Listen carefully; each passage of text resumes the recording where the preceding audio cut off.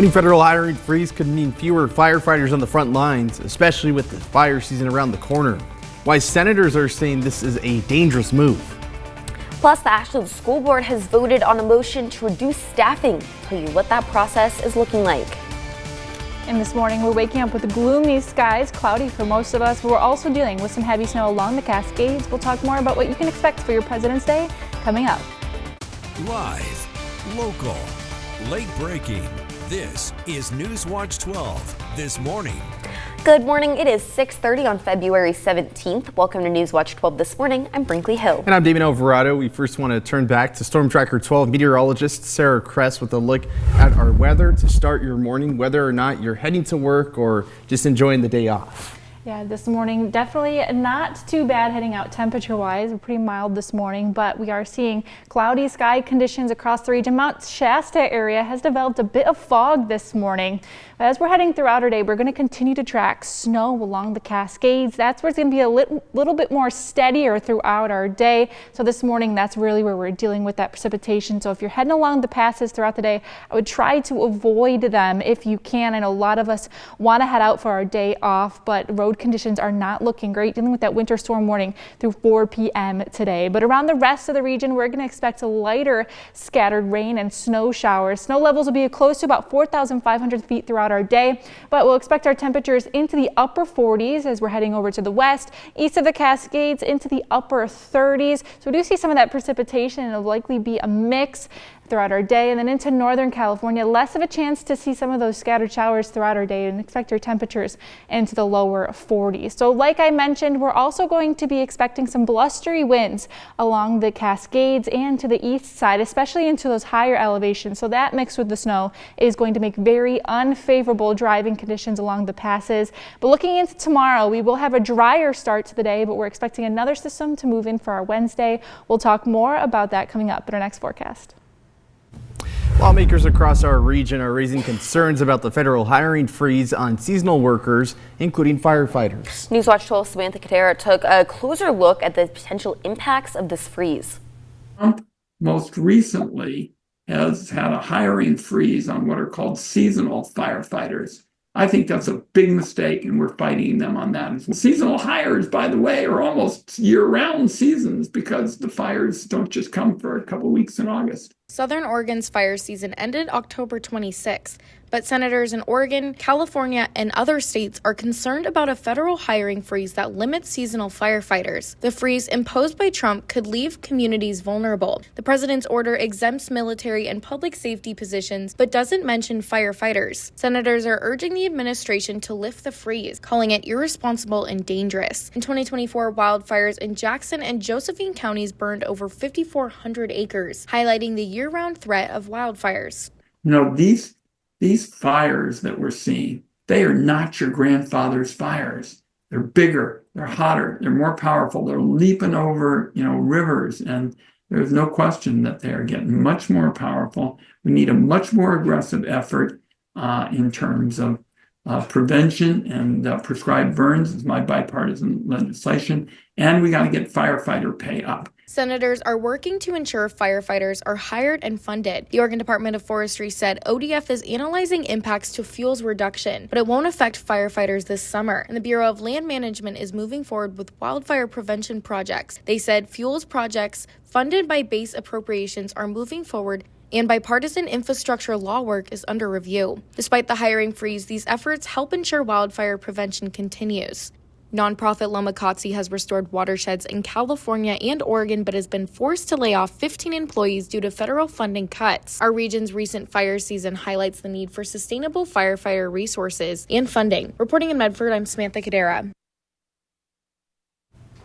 President Trump is continuing his push to shrink the federal government. Now the IRS and Pentagon could be next. Sources say that 15,000 IRS workers could be let go as early as next week in the middle of tax season. The Pentagon, which employs more than 3 million people, also bracing for possible cuts. This follows massive layoffs across the federal government, including thousands from the Department of Energy, Veterans Affairs, and the CDC, which lost half of its outbreak response team. Trump has defended the cuts, saying he wants to streamline the government. Governor Tina Kotek has placed the director of the Oregon Youth Authority, Joe O'Leary, on administrative leave. This comes as an ongoing investigation continues into issues within the agency's Professional Standards Office, which handles complaints and allegations of staff misconduct. COTEC called a backlog of complaints unacceptable, saying the state must ensure the safety of youth in Oregon's correctional facilities. Interim Deputy Director Jana McLeland will now serve as acting director while the investigation continues. New this morning, the Oregon House and Senate Republicans will be holding a news briefing to repeal the state wildfire hazard map. State Republicans say that this map is inaccurate and threatens the property value of rural homeowners. Senator Noah Robinson of Cave Junction is expected to speak at the conference. Homeowners in Josephine County have expressed their concerns for this new wildfire hazard map, and they did that at a county commissioner meeting in January. Seeing the new map, I'm not happy with it because actually the map it's not clear and concise. New this morning, the Ashland School Board has voted to pass a motion to reduce staffing for the 2025-2026 school year. This vote was passed due to the current budget shortfall. The district and the Ashland Education Association will enter a consultation period to talk about seniority and qualifications for staff. Superintendent Dr. Joseph Hattrick said there are a lot of engagement steps that are needed before the next steps are taken. In an update, Ashland Parks and Recreation is working hard to restore facilities after the recent storms. Windbird Way through Lithia Park reopened this weekend. The Oak Knoll Golf Course driving range has limited hours today but will resume regular hours tomorrow. Pickleball courts are closed for repairs reopening in March, and the Japanese Garden is back to its normal hours. Some of the Hunter Park tennis courts are snow covered, and Little League Field number 2 will remain closed for repairs.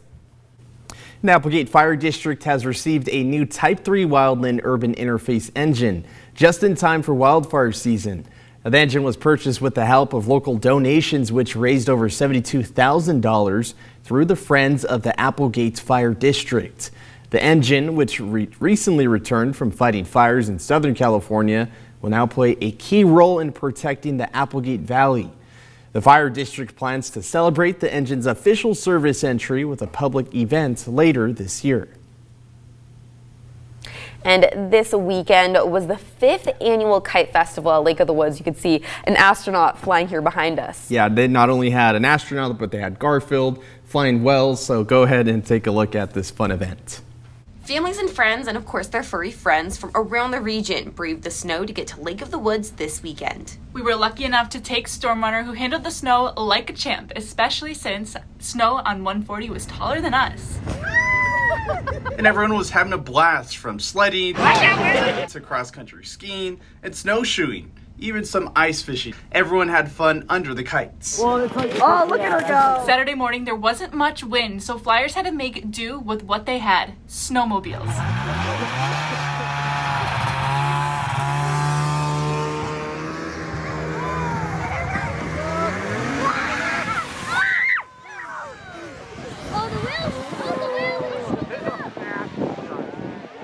Once the winds started to pick up, we saw more kites, including this team who were choreographing their flying.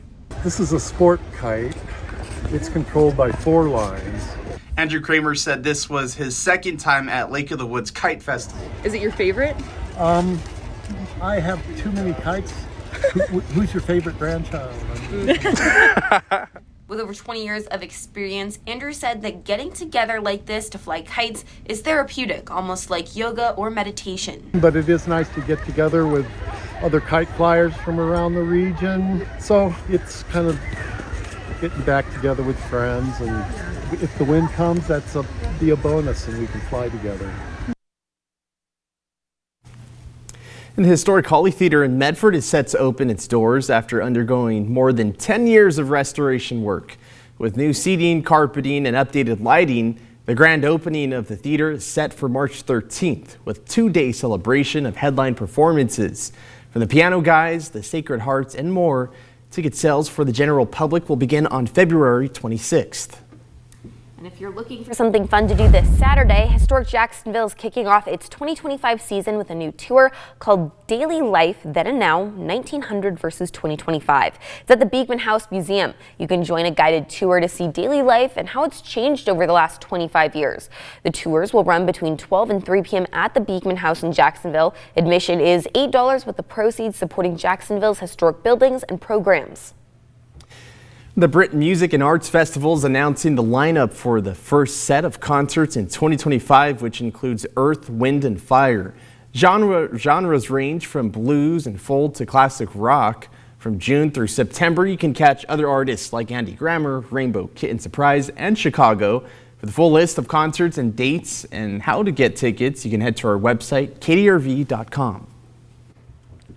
And starting this morning, NewsWatch 12's Wake Up Win is back. You have the chance to enter and win a family 4-pack of tickets to the NewsWatch 12 Sportsman and Outdoor Recreation Show this weekend. We'll also have an exclusive picture opportunity with the Wild Wolves of Yellowstone, and all you have to do is watch this morning between 6:45 and 7 to spot that code word and enter it on our website. And throughout the day, we're going to expect to see periods of rain coming down, but it'll be a bit more steady along the Cascades, where snow levels will be between about 4,000, 4,500 feet throughout the day. Some blustery winds into our higher elevations.